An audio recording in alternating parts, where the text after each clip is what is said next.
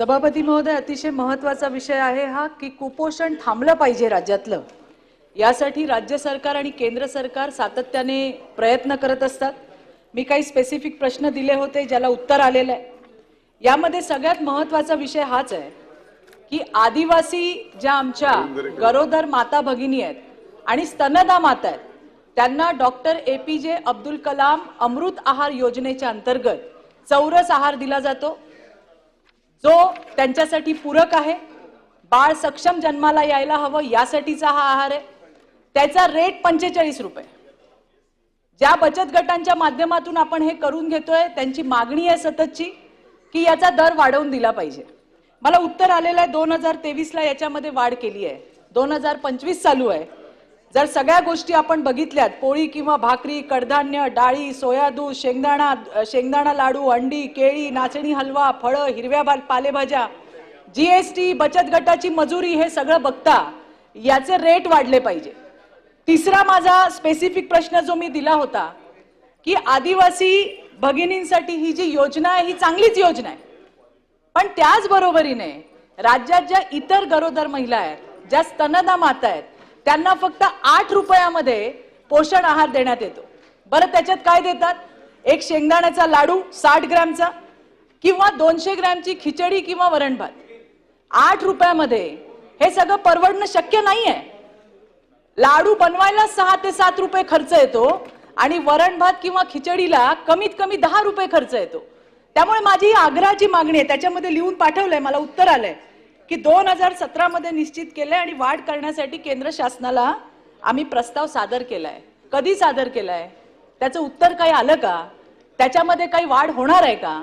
माझी आग्रहाची मागणी आहे की सभापती महोदय, ग्रामीण भागातल्या आमच्या स्तनदा माता आणि गरोदर माता आणि आदिवासी क्षेत्रातील स्तनदा माता आणि गरोदर माता यांच्या आर्थिक आणि सामाजिक परिस्थितीमध्ये फारसा फरक राहिलेला नाहीये आणि त्यामुळे कळकळीने विनंती आहे की अशा पद्धतीने आहारामध्ये जो आपण फरक करतोय तो समर्थनीय नाहीये। जो पूरक आहार, जो चौरस आहार आपण आदिवासी माझ्या स्तनदा माता आणि गरोदर भगिनींना देतो, तोच राज्यातल्या इतर सुद्धा स्तनदा माता आणि गरोदर भगिनींना दिलं पाहिजे। आताची परिस्थिती मी सांगते, 8 रुपयात परवडत नाहीये, तर त्याच्यामुळे एकच मिनिट सांगते तुम्हाला मी।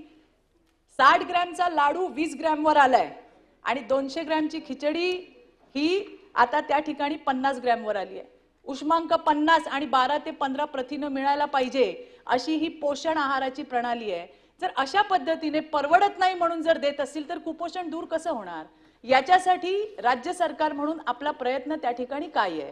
केंद्राकडे पाठपुरावा केला असेल तर त्या ठिकाणी त्यांचं उत्तर काय आलंय? कधी वाढवून देणार आहेत? आणि सगळ्यात महत्त्वाचं, जो माझा तिसरा प्रश्न मी लिहून दिलाय की आदिवासी माता आणि त्याचबरोबर इतर सर्वसामान्य माता यांना सुद्धा सारखा आहार देण्यात यावा आणि ज्यांच्याकडनं आहार बनवून घेतोय त्यांना 45 रुपये परवडत नाहीयेत, त्याच्यासाठी पुन्हा एकदा राज्य सरकारने केंद्र शासनाकडे फक्त शिफारस नाही करावी तर त्याचा फॉलोअप सुद्धा घेतला पाहिजे। हा माझा स्पेसिफिक प्रश्न आहे, असं केलं असेल तर उत्तर द्यावं। सभापती महोदय, सन्मान्य सदस्य महोदय, चित्राताईंनी जे प्रश्न विचारलेले आहेत त्याच्यामध्ये खरं तर 2 स्वतंत्र योजना आहेत। अमृत आहार जी योजना आहे ती राज्य शासनाने सुरू केलेली योजना आहे, म्हणजे राज्यच ती योजना चालवत असतं। आदिवासी विभागाकडे त्याचा निधी हा प्राप्त होत असतो आणि मग त्याच्यातून महिला व बालविकास विभागाला ते निधी प्राप्त करून अंमलबजावणी करण्याचं काम हे महिला व बालविकास विभागाचं असतं। पूरक पोषण आहार योजना जी आहे ही केंद्र शासनाची योजना आहे आणि त्याच्यामध्ये 50% भाग हा केंद्र शासनाचा आणि 50% हिस्सा हा राज्य शासनाचा असतो। आणि गेल्या वर्षी आपण राज्य शासनाच्या वतीने हा प्रस्ताव त्या ठिकाणी केंद्र शासनाला पाठवला की 8 रुपयावरून किमान शालेय शिक्षण अंतर्गत जे पोषण आहार सुरू असतं त्याच्यामध्ये जसं किमान 15 रुपये हे त्यांना दर ह्याला दिले जातात, त्याच पद्धतीनं किमान 12 रुपये म्हणजे 4 किंवा 5 रुपयाची तरी वाढ ही त्या ठिकाणी करण्यात यावी। आणि यंदाच्या केंद्राच्या अर्थसंकल्पामध्ये मंत्री महोदयांनी घोषित केलेला आहे की त्या संदर्भामधला सकारात्मक त्यांनी प्रयोजन करून ते वाढ हे त्याच्यामध्ये करणार आहेत।